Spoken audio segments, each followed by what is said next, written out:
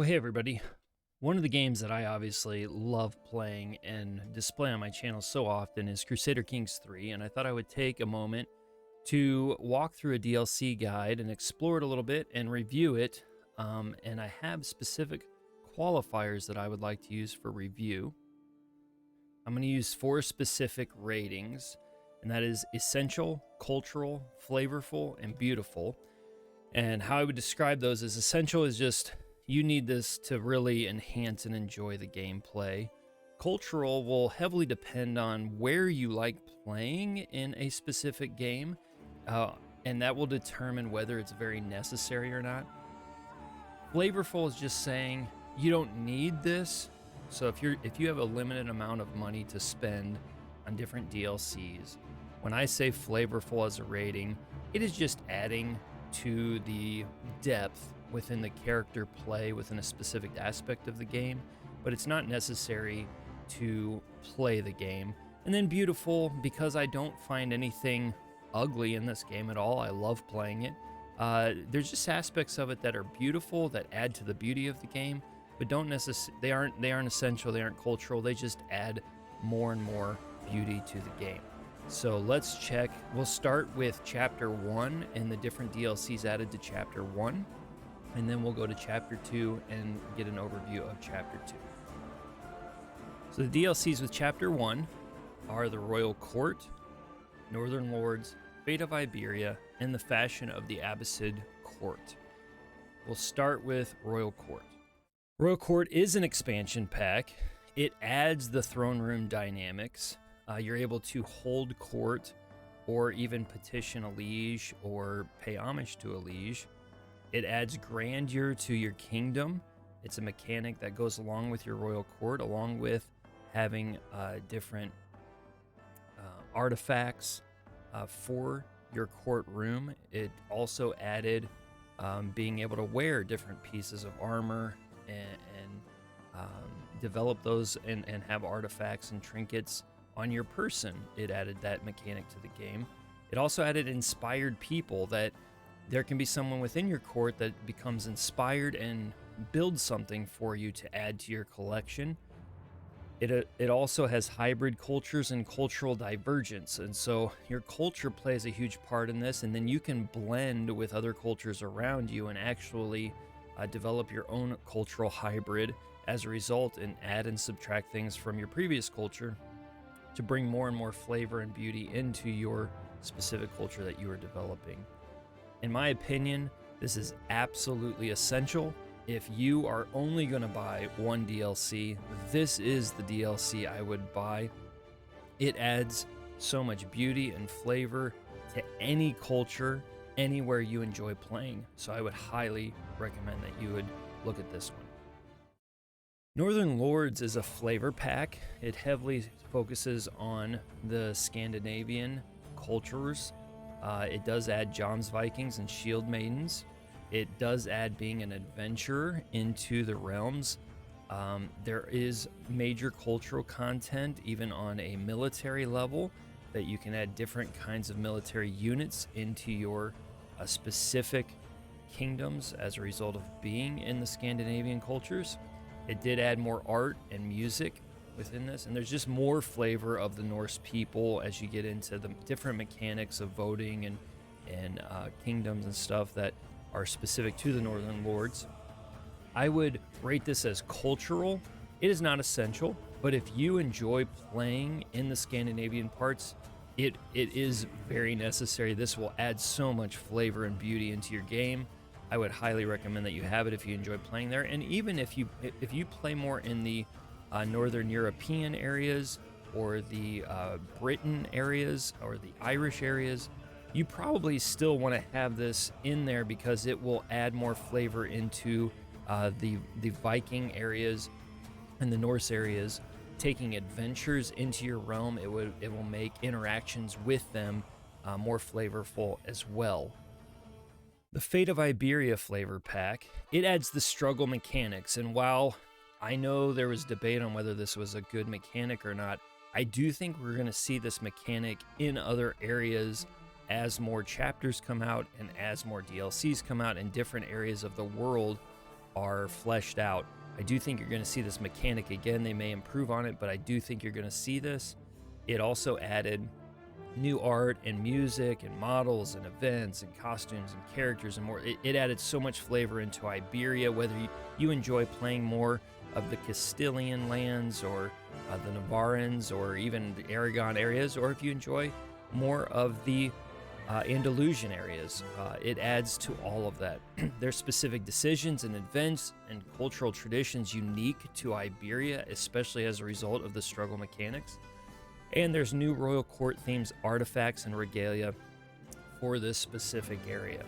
I would also rate this as cultural, simply because it's not essential, but if you do play anywhere near the Iberian areas of the world, even if that's Northern Africa, even maybe if it's Italy or Western Europe, you're probably going to want to have this just to have that interaction again and be able to feel the flavor and decisions that come as a result of this. But if you tend to play further away from Iberia, I don't think this is as necessary for you right now.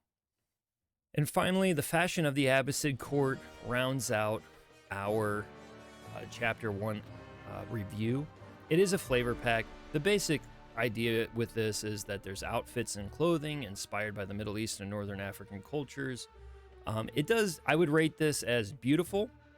It will add beauty to your game, especially if you enjoy playing in the Middle East and enjoy playing around Persia and the Abbasid Empire. It will add a lot, but I think as we find out more about the legacy of Persia coming out in Chapter 2, I think what we'll find is the Abbasid Court may also just be folded into the legacy of Persia, and so I would focus more towards Chapter 2's DLC of Legacy of Persia, but this will add even more flavor and beauty into the game, and so if you play in that area, you might want to add it in for a cheaper price. Moving on to Chapter 2 of Crusader Kings 3 DLC's rollout, we start with Tours and Tournaments, which was recently released, the Elegance of the Empire, Wards and Wardens, and Legacy of Persia. So let's dive into these. The Tours and Tournaments expansion pack. You travel.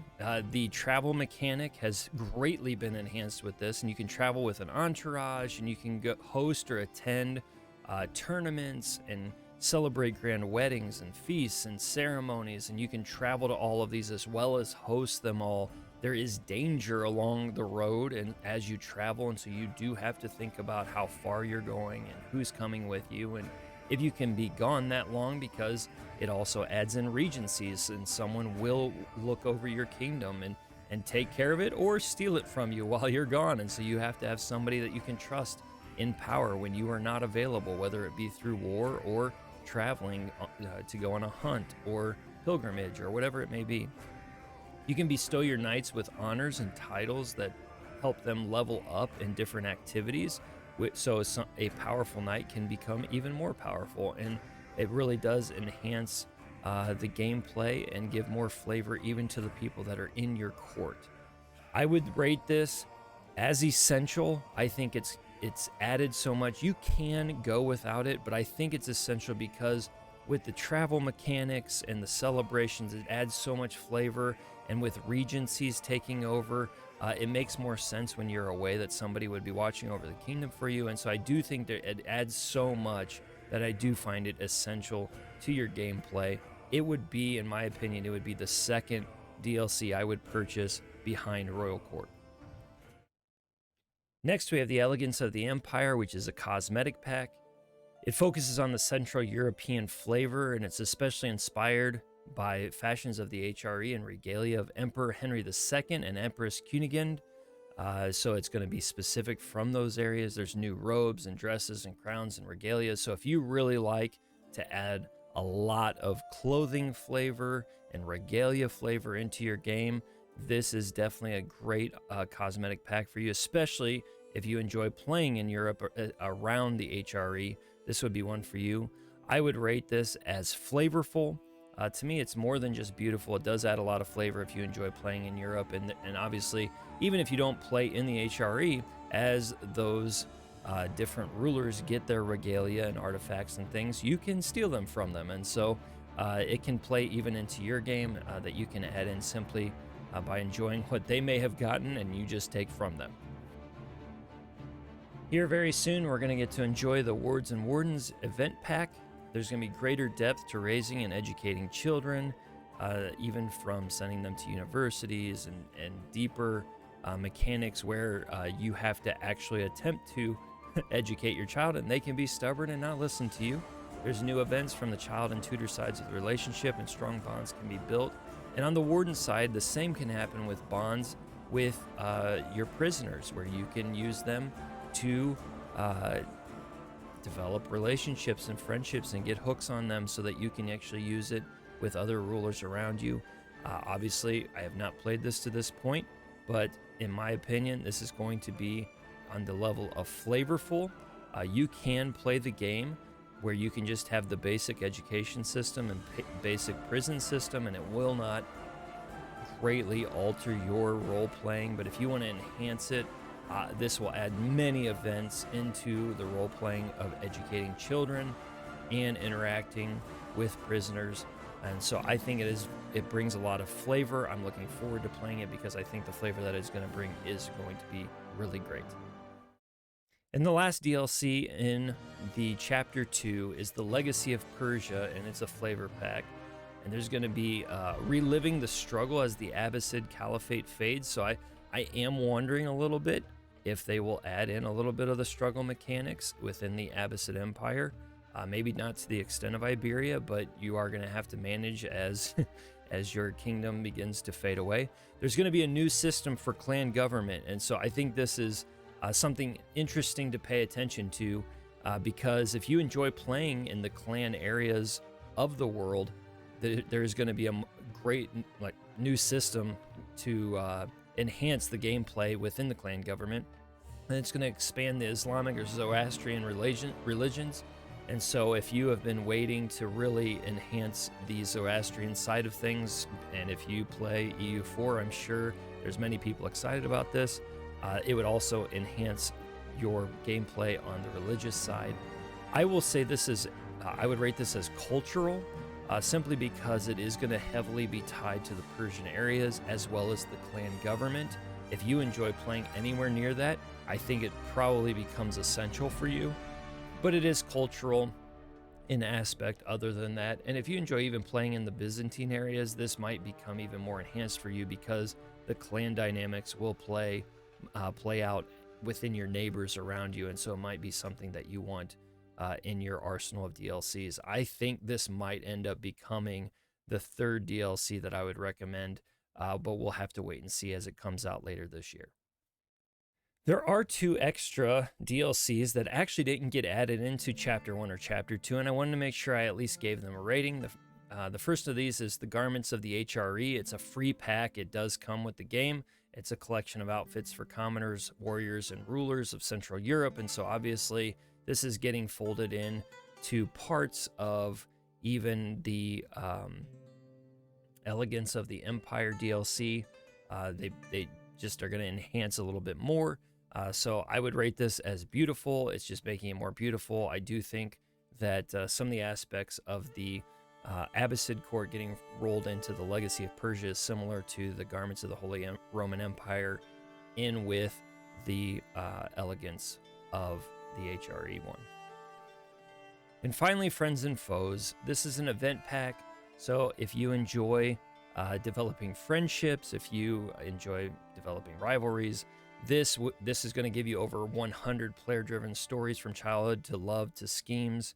The characters will reminisce about their personal story, and so they will continue to bring up past events or interactions with people, and they will continue to dwell on them, and so it adds much more memorable flavor over time. And then past deeds will not be forgotten, whether your player character will not forget that something happened with another character, or other characters will not forget that something happened with you in an interaction. And so I would rate this as flavorful. If you just want more event interactions within the friend and rival dynamics, this would be a DLC for you. Thank you so much for exploring the DLC content with me, and I hope that you enjoyed the review. Feel free to make a comment, and especially if I overlooked a specific aspect of a DLC, make sure you add that in the comments so that other people can make sure they catch that and be able to determine if they want to purchase one of these for themselves. Thank you, and I'll see you next time.